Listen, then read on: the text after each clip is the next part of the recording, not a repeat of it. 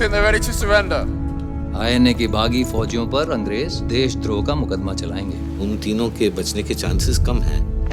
ये कोई आम केस नहीं, कोर्ट मार्शल है। बोला भाई, ये केस आप कांग्रेस के लिए नहीं, सुभाष बोस के लिए लड़ी। Lieutenant Gobak Singh Dillon, Captain Shah Nawaz Khan, Captain P.K. Sehgal. Section 41, waging war against the king. You are charged with murder. Do you plead guilty to the charges read out? ईमानदारी से आजादी के लिए लड़ने वाली अगर कोई फौज है तो उसका नाम है आजाद हिंद फौज। Safety, honor and welfare of your country comes first, always. British Indian Army hand you over to the Japanese Imperial Army. Hindustan और अंग्रेजों के बीच एक धागा था, वो टूट गया। इस बार कुछ ऊपर नीचे हुआ तो देश में बवाल मच जाए। अब जनता किसी अंग्रेज को नहीं छोड़ेगी। रात दिन अपने सीने विच वजदी आजादी दे राग नू बंद कर ला। अंग्रेजी अफसरों ने साडी हिफाजत नहीं की, तो वो हमारी वफादारी के हकदार किस तरह हो सकते हैं? आज हिंदुस्तानी फौज के पास अपना असली मकसद है, हिंदुस्तान की आजादी। तुम मुझे खून दो, मैं तुम्हें आजादी दूंगा। ये मुकदमा पूरी इंडियन नेशनल आर्मी का है। क्योंकि हमने वो दिन देखा है जब हमें ऐसा लगा था कि हमने हिंदुस्तान को वाकई आजाद कर दिया।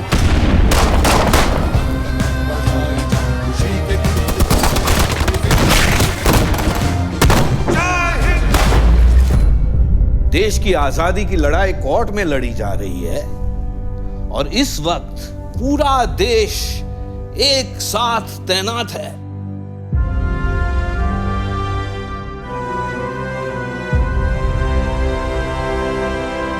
This trial and its judgment shall be remembered throughout history.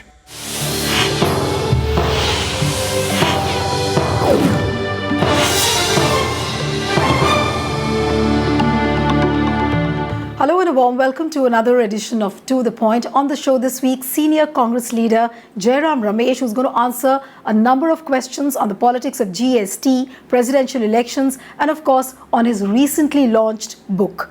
I welcome Mr. Jairam Ramesh on To The Point. Thank you. I'll start with you from the recent launch of the GST. We saw that Congress boycotted the event, and for that matter, even the entire almost a number of people from the opposition boycotted the event. Was it right on the part of Congress, if I would ask you individually, to boycott the event? Let me make it absolutely clear.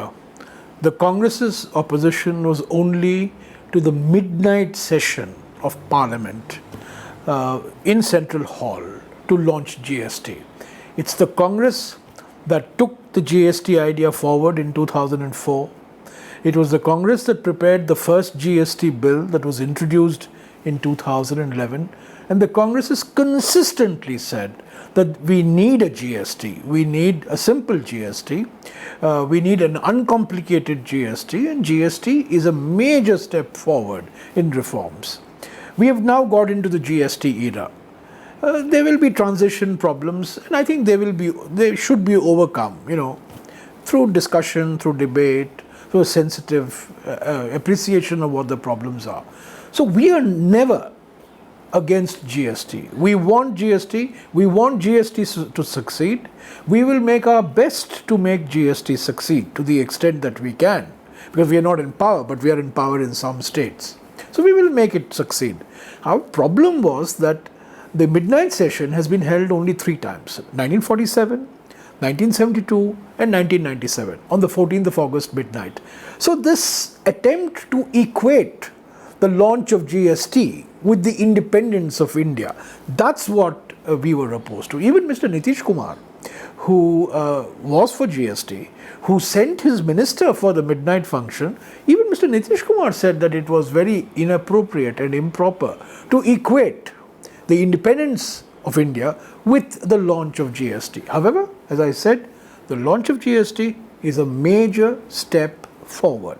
But there are many people whom we spoke to on that particular day, on the 30th of June. They said that Congress obviously felt bad because BJP was trying to appropriate their legacy. No, it's not a question of appropriating. After all, the person who opposed GST from 2004 to 2014 was Mr. Narendra Modi.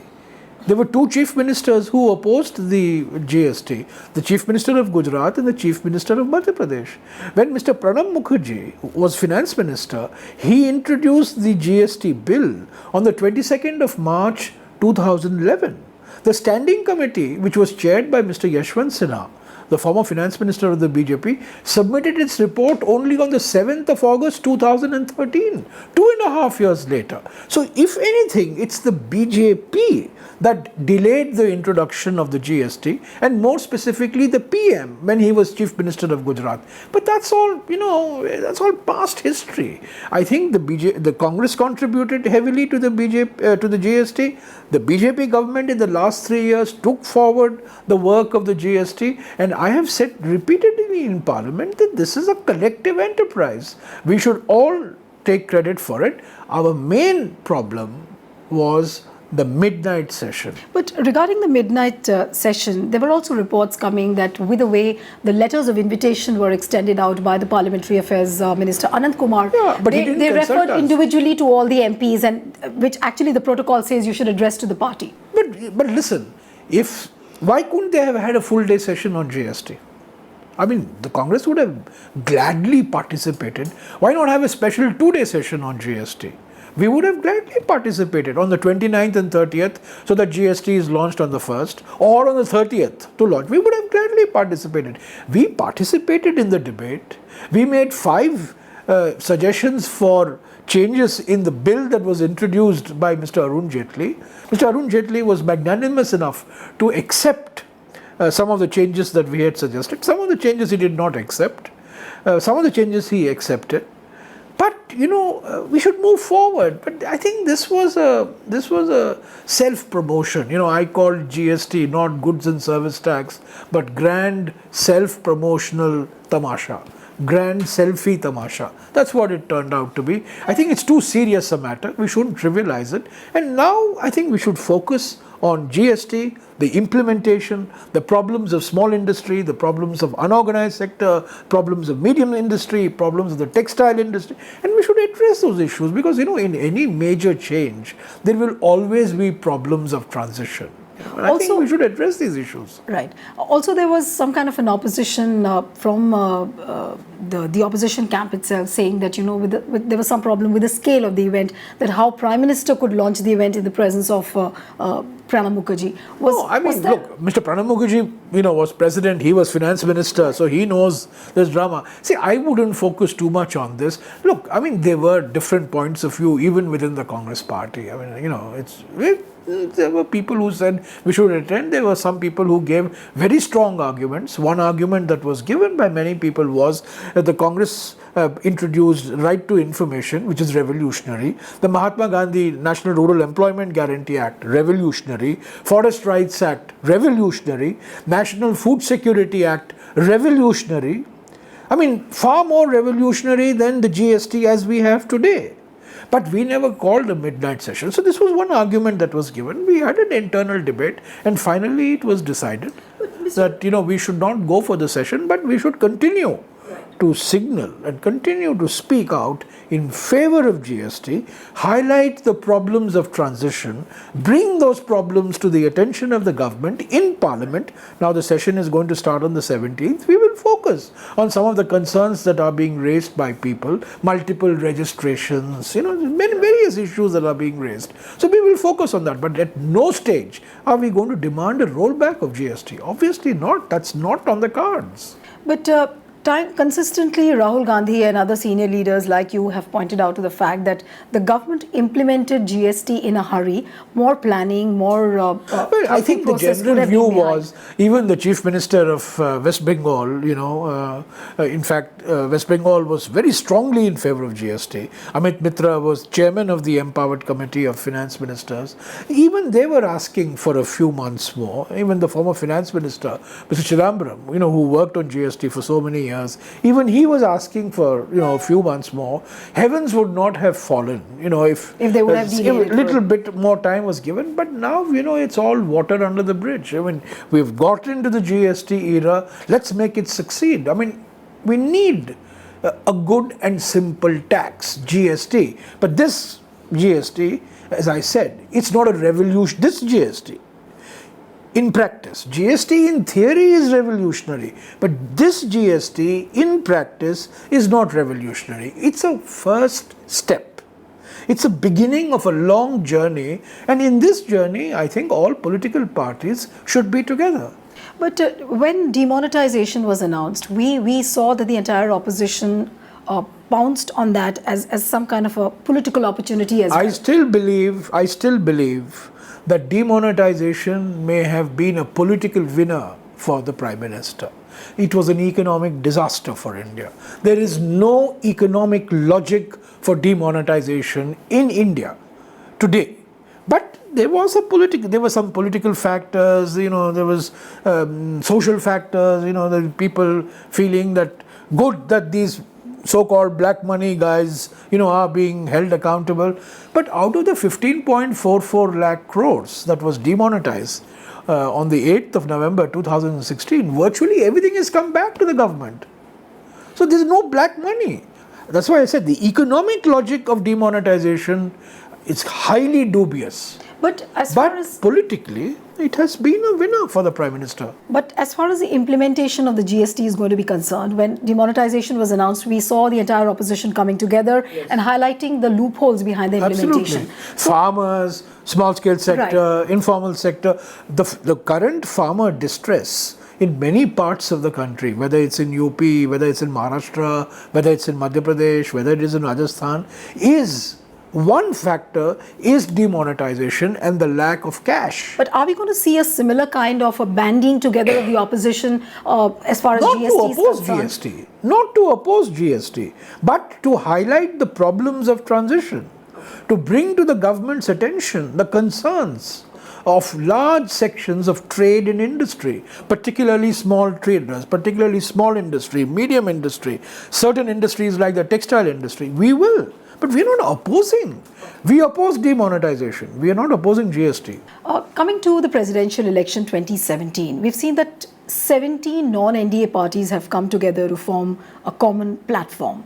Why is it that there is a perception that the opposition has come together, but the meeting of the minds still remains a distant reality? Different parties have different compulsions, Many NDA partners supported Mr. Pranab Mukherjee, in 2012.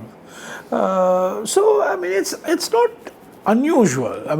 I certainly wished that all opposition parties supported Meera Kumarji, but that was not to be the case because certain people have local compulsions and therefore we've had this crisscross.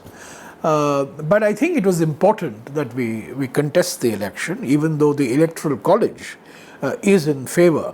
Arithmetic is in favor of the NDA, but politics is not always about winning. Politics is about making a point, making an ideological point. Sometimes you win by being on the losing side. But if you look at the optics of this entire presidential election and the politics of it, does it tantamount to some kind of a tokenism? No, it's not tokenism. I think, as I said, in politics you fight ideologically. In politics, sometimes the result is a foregone conclusion, but yet you mount your best effort because you want to make an ideological point. Nitish Kumar has consistently been saying that it is Congress which is solely responsible for the current mess in which the opposition is. No, I don't know.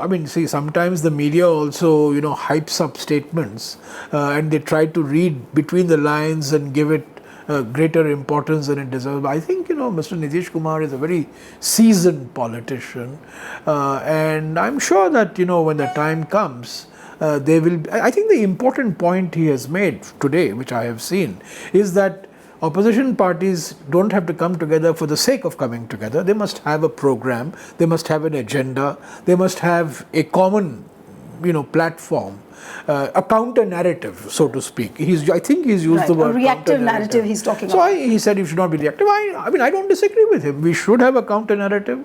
We should be proactive, not reactive. We should have a constructive agenda, not just a criticism agenda.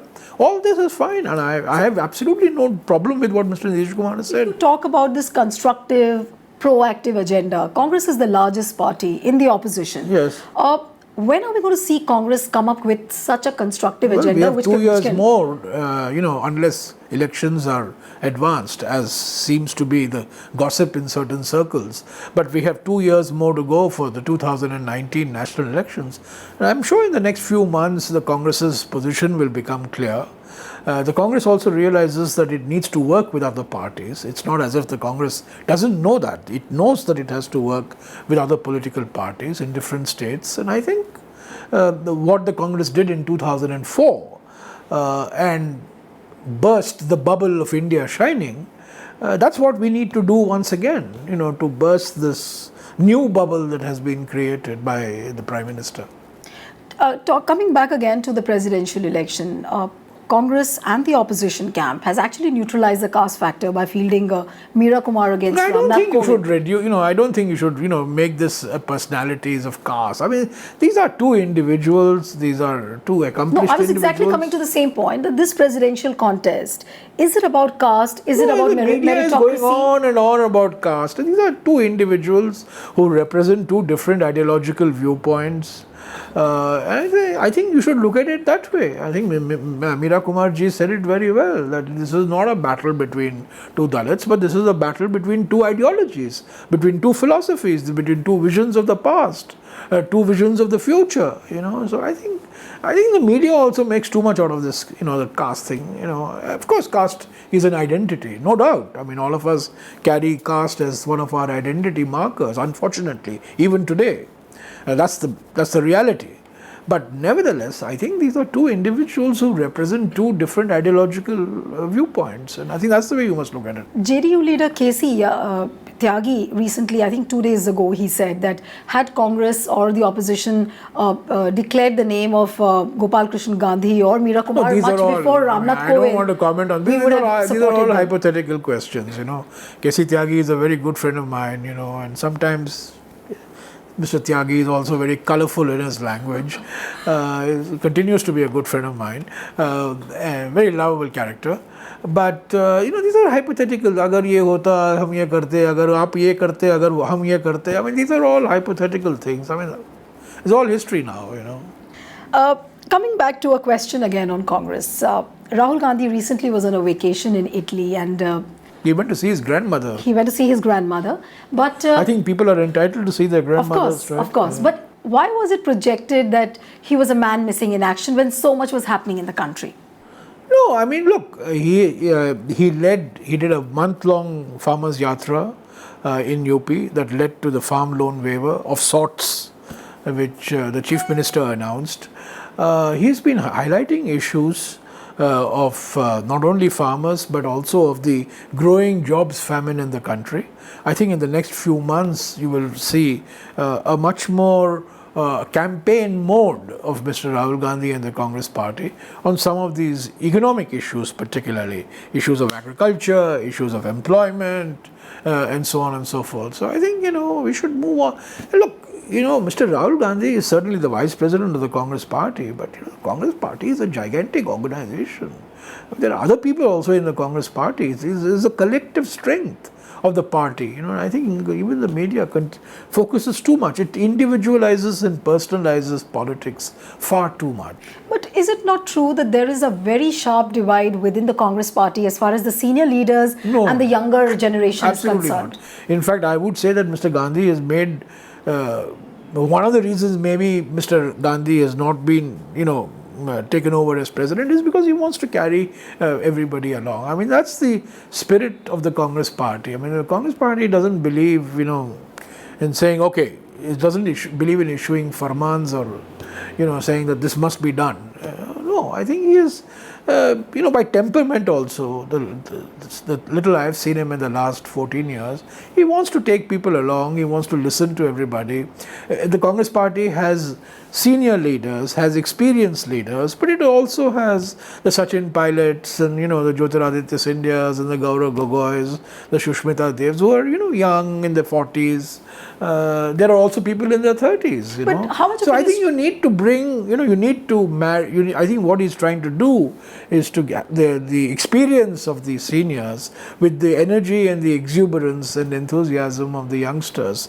They need to coalesce. But time and again, a lot has been written about the fact that about the high command culture which exists within the Congress party. And you think the high command culture doesn't exist in the BJP? I mean, what are you talking? I mean, there's a high command culture in every political party. Which doesn't give so much of autonomy to the younger generation. Was there discussion on the presidential candidate of the BJP? It was a high command which decided. I mean, it's 1.5 high command, the Prime Minister and the BJP. I mean, this high command, is a nice, ala command is a nice little phrase. But every political party, has a single point of authority. No, but what about the autonomy? The BJP has today the BJP's high command is far more authoritarian than I would say the high command in the Congress party. But what about giving autonomy and some kind of independence to the regional leaders? Chief Minister of Punjab is free to do what he wants. He pretty much does what he wants. The Chief Minister of Karnataka pretty much does what he wants. This is the line which Congress is taking after he's emerged victorious in the recent elections. No, I mean, see, also don't forget, Congress is a national party, We are not a conglomeration of regions. We are a national party, but we have strong, if the point you're making is that we should develop strong regional leaders, yes. I mean, in the 50s, we had Kamraj, we had Kairon, we had Y.B. Chavan, we had G.B. Pant, we had Hare Krishna Mehtab, we had B.C. Roy. So look at all the leaders we had. I mean, Mohan Lal Sukhadia. I mean, and then of course you had Nehru, and then you had Indira Gandhi. The fact of the matter is, yes, regional leadership must be developed. Regional leadership must be projected, and the regional leadership must be protected, because one of the rules of leadership is those you project, you must also protect. Right. But in 2014, when Prime Minister Narendra Modi became the PM, people had started talking since that time that probably 2019 electoral battle is going to be Modi versus Rahul Gandhi. But the way the things the things have moved in the last 3 years, we don't see Rahul Gandhi emerging as one of the main leaders. Indian elections is still a contest between political parties. Individuals matter. Individuals give. But hasn't 2014 changed the grammar? I don't think so. I think from all the studies that I have seen, the analysis that I have seen, Mr. Modi added about 6 to 7% to the popular vote of the BJP. It still fundamentally is a party-anchored political system.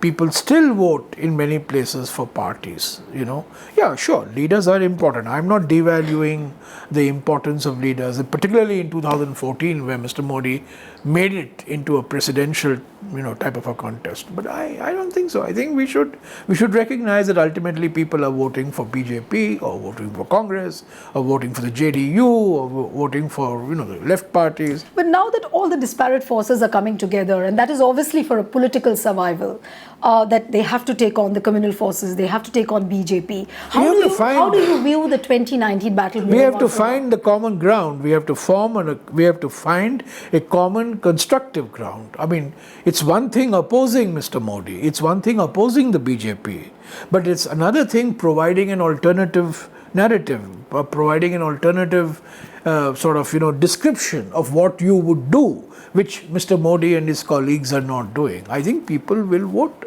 for that. People shouldn't. I mean, Mr. Modi frightens people into voting for him. If you don't vote for me, this is going to happen. I think that's effective up to a point. People do vote out of fear, but I think what we need to do is to make people feel good when they vote for us. So that will come when as Mr. Nitish Kumar has said, if you have a common agenda, you have a common platform, you discuss this beforehand, and you highlight clearly what is your distinctive feature as compared to Mr. Modi and his colleagues. But now that Nitish Kumar today has said, or he has been saying this for the last 2 days, that by the way, I'm not a spokesman for Mr. Kumar. No, of course Nitish Kumar. So why are you asking me questions on Mr. Nitish Kumar? But since he has opted out of the Prime Minister's race and he's saying that he's not there as a face for 2019. I have no idea. I mean that's his statement. I don't belong to the JDU. I am not privy to. Can Rahul Gandhi become an alternative to Narendra Modi in 2019? These are two premature questions. First, we have to get together. We have to get together a constructive coalition We need to work a narrative, we need to work a description, we need to have a work agenda, and then, we'll worry about personalities. Okay, now taking you to your book, Yeah. Life in Nature, which has come at a time when there is a subtle effort by various forces to wipe out the Nehru-Gandhi legacy. And this book, what I found most intriguing was that this focuses on Indira Gandhi as a naturalist when quintessentially she's been a politician. What was the idea behind doing this? Well, first of all, this is the birth centenary year of Indira Gandhi. And, birth centenaries are good occasions to recall and reflect on political personalities. This also, for example, happens to be the birth centenary year of John F. Kennedy in the United States, or the centenary year of the two Russian revolutions, which are being analyzed. So that's an occasion to reflect. But more importantly, I think Indira Gandhi has been seen largely by her biographers and by historians and by scholars as fundamentally and primarily a political personality. And what I've argued in this book is that she was a naturalist. She was born in politics, she grew up in politics, she matured in politics, she became a prime minister. Of course, she was a politician, no doubt about it, but she was a reluctant politician. So are you She was an ardent naturalist. Right. And what I tried to see, biographers cannot impose their view on the person whom they are writing about. So I tried to discover what Indira Gandhi thought of herself to be. Not what I thought Indira Gandhi or you thought what Indira Gandhi was. On one people say that she was Durga. Mr. Bajpayee famously called her Durga in 71. Or those who are critics. Architect of emergency. Or the architect of the emergency. These are the two sort of, Green Revolution, Space Revolution, Bangladesh, nationalization of banks on the one side, emergency on the other. So I wanted to avoid this and ask the question, who did Indira Gandhi think she was? And there was enough primary material that I was able to collect from archives, which showed that Indira Gandhi, thought of herself primarily as a child of nature, somebody who relates to nature, who got into politics, got sucked into politics.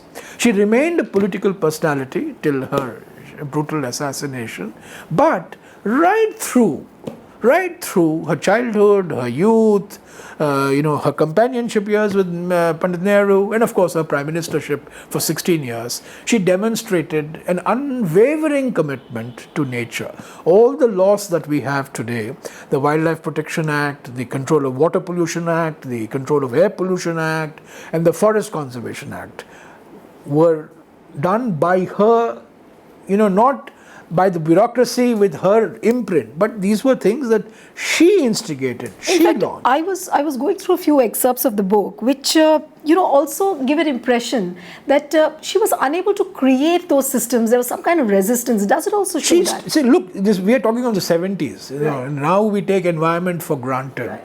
Remember, in June 1972, when the first UN conference on the human environment took place, she was the only prime minister to go. Today, for every global conference, you get presidents and prime ministers, and everybody talks of climate change, except Trump, of course. Everybody talks of climate change and everybody talks about environment. But in the 1970s, Indira Gandhi, globally and in India, was a lone personality, speaking of nature, speaking of biodiversity, speaking of wildlife, speaking of forests. She was started talking about climate change in the 70s. Thank you so much, Mr. Ramesh, for coming on the program. Thank you. So that's it on this episode of To The Point. See you next time with another personality. Goodbye and thanks for watching.